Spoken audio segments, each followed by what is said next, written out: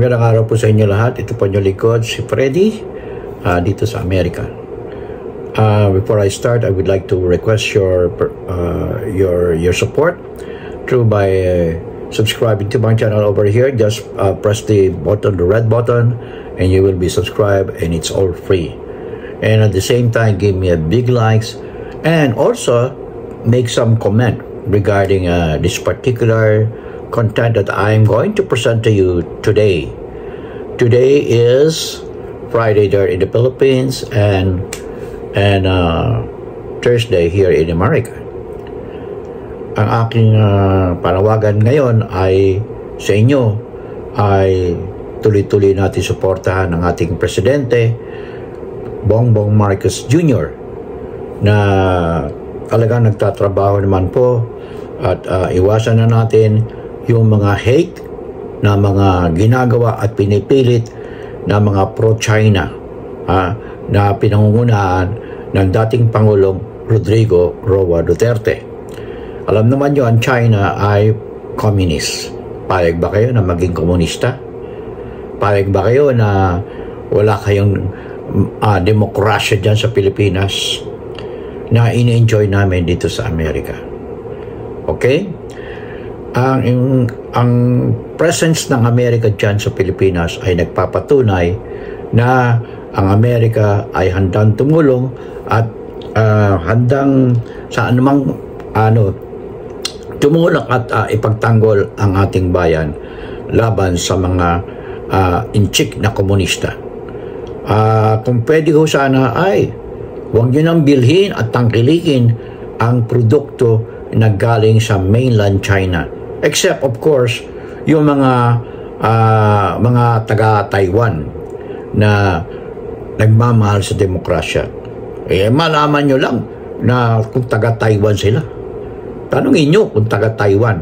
Pero pag nakita nyo ang produkto nila ay made in China, ay huwag nyo nang bilhin, huwag nyo nang tangkilikin sapagkat ito ay hindi kayo nang kasisiguro sa quality ng produktong gawa sa China.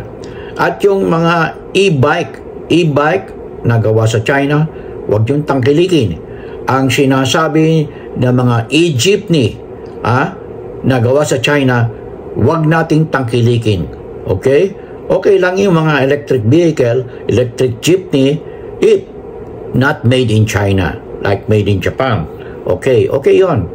Pero wag nating tangkilikin, i-boycott natin ang produkto ng China. Okay? Ngayon, ibabahagi ko itong bagong issue na kung ano ang sinusuportahan ko, itong si Mapinoy TV.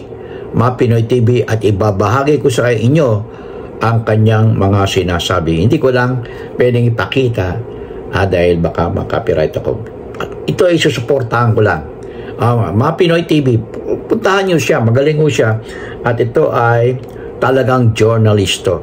Okay? Pakinggan po natin siya. At wala rin naniniwala mula sa hanay ng PNP at Philippine Drug Enforcement Agency o PDEA, maging ang NBI, tungkol sa mga pinagsasasabi nitong si Jonathan Morales na testigo ng anti-Marcos group laban kay Pangulong Marcos. Kaugnay po dun sa di umano ay report ng nangyari noong mga nakaraang mga panahon na hindi pa presidente si Pangulong Marcos, noon ay BBM pa lang. So dahil nga ho sa yung kredibilidad ng testigo matapos ihayag ni General Lasso, Director ng PDEA. Yan po si Mapinoy TV. Magaling ho yan. Dating nagtrabaho sa SMNI, pero hindi niya natanggap ang ideology ng SMNI, kaya siya ay umalis. Nag-resign siya. Okay, magaling ho ito na vlogger. At the same time, ito, commentator sa ibang istasyon. I think sa gobyerno ng PTB. Ayan ho. So baybayin nyo siya. Si Mapinoy TV. Okay, yan ho. Ngayon, ang sinasabi niya ay itong Senate hearing na pinangungunahan ni Senator Bato de la Rosa na kailangan ay nagkaroon ng misinterpretation si Bato de la Rosa. At ang balita ko, binabanatan siya ng mga DDS. Pero hindi ako nagtitiwala din sa kanya, no? Hindi ako nagtitiwala. Ngayon, ang testigo na DDS na sino ba to? Si Morales, Jonathan Morales. Sino ba tong Jonathan Morales ito na natanggal na PDEA agent? Okay? Bago ito nag-apply sa PDEA agent, ito ay na-dismiss na sa Philippine National Police. Bago siya natanggap sa PDEA. Ngayon, ang problema ko naman dyan hindi ko naman problema. Ang tanong ko naman sa PDEA, bakit nila tinanggap ito na walang background check? Ayan. Bakit tumatanggap kayo, PDEA, na mga agent na walang background check? Ito ay hindi na credible. Nagkaroon ng siya, tinanggal siya ng PNP. Kaya bago siya natanggal sa PNP, natanggal na siya sa PNP, ay tinanggap pa nyo PDEA. Tignan nyo ang nangyari. At pagdating sa PDEA, tinanggal na naman siya. Ayan ang nangyari. Tinanggal na naman siya. Involved siya in extortion case, aborted na extortion case mula sa Chinese suspect drug lord. Napabigat ng kaso. Buti na pigilan, kaya siya ay tinanggal. At ang PDEA ay nag-complain sa kanya from his superiors on forced arrest. Nag-forced arrest din siya. Walang utos ng korte.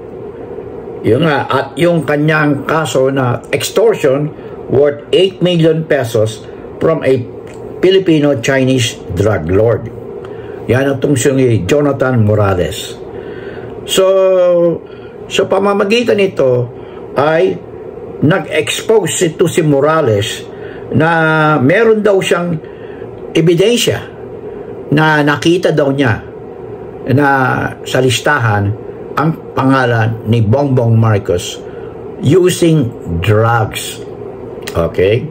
Ito ay ginagamit ng mga DDS, lalo na yung mga vloggers dyan sa Pilipinas, upang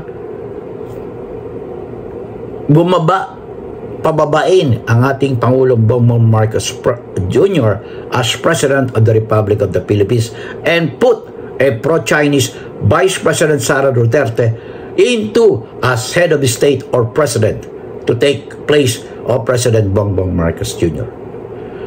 Kayo po mga Ilocano, solid North. At the same time, they're in Luzon. We need to be united. And some parts of Visaya, in Cebu, in Iloilo and Bacolod.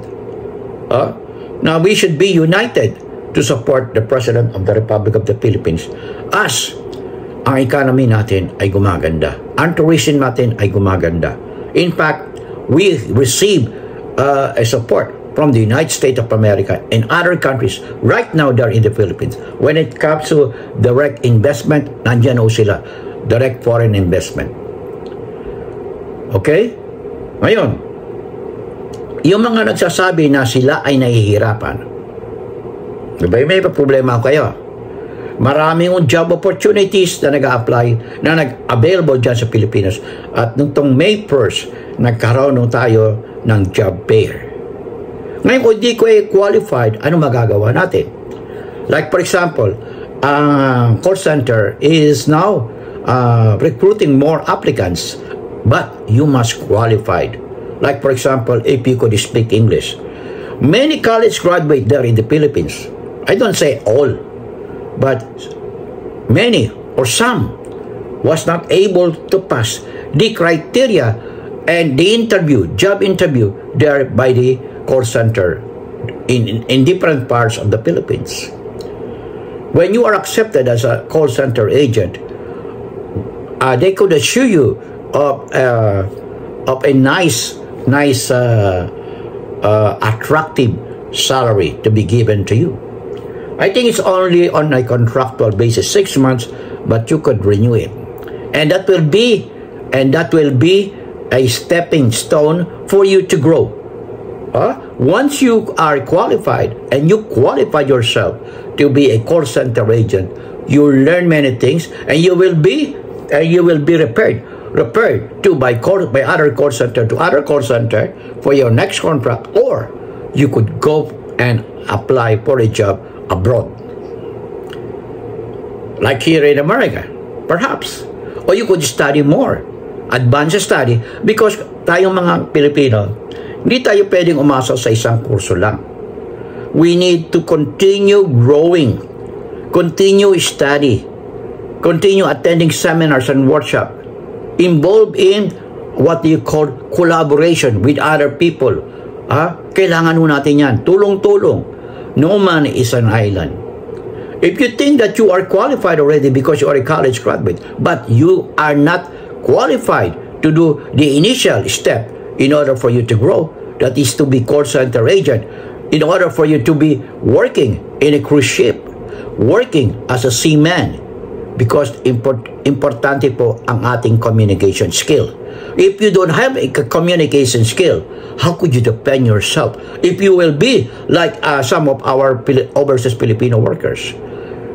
Victims of what? Abuse of their rights, because they could not express themselves in English once they are in different parts of the world, like in Middle East. Sometimes they go to jail because they could not defend themselves.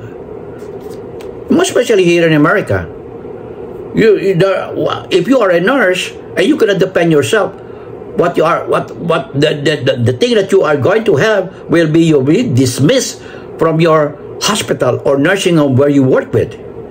You must know how to defend yourself, and the one tool for that to be effective is to speak English fluency, how to write a document, and how to present yourself in a group of jury in order for you to be put on trial. While you put on trial, you need to present your evidence and the way how you speak before a group of jury to give to you a clearance from the accusation that they will charge you, most especially abuse. Okay? So, ganyan po dito sa Amerika at maging sa ibang bansa. Yan po importante. At you need to educate yourself. Even you are finished your nursing career, your other college career, you need to grow and you need to continue study. And that is a qualification that you need to in order for you to grow. Ganyan o ang sinasabi. Huwag kayo maniniwala doon sa mga nagsasalita na you don't need to speak English because you are a Filipino. No.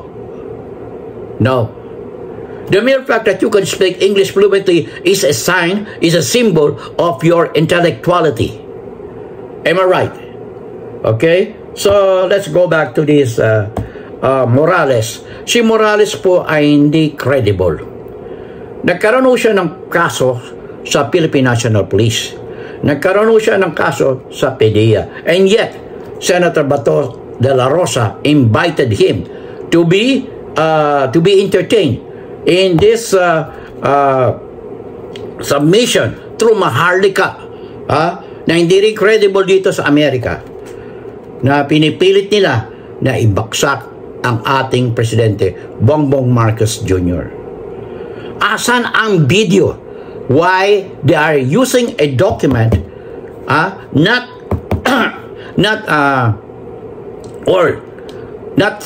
accepted by PDEA and NBI, National Bureau of Investigation. The National Bureau of Investigation are mostly composed of lawyers. You cannot be an agent of NBI if you are not a lawyer. Nagtataka ako dito sa PDEA at bakit tinanggap. Masyado yatang hindi maganda ang qualification ng qualification requirements ng PDEA. Okay? So yung PNP and PDEA has already given a negative impact on the performance of Morales. And I just heard that the Civil Service Commission will act on Jonathan Morales too. Kasi kaya ako natatanggap yan dahil civil service eligible. Yan ang dahilan. Excuse me. So, Pinoy TV, thank you very much for such a good topic on your content, and I support you. Go also to Pinoy TV. He's a good, I trust him because of his vision to grow for you all Filipinos. Let us join together in support of the President of the Philippines, President Bongbong Marcos Jr., a U.S. educated, at the same time, Speaker Romualdez. Both of them are U.S. educated. Okay, in God we trust, never hold your peace. I'll see you in my next vlog.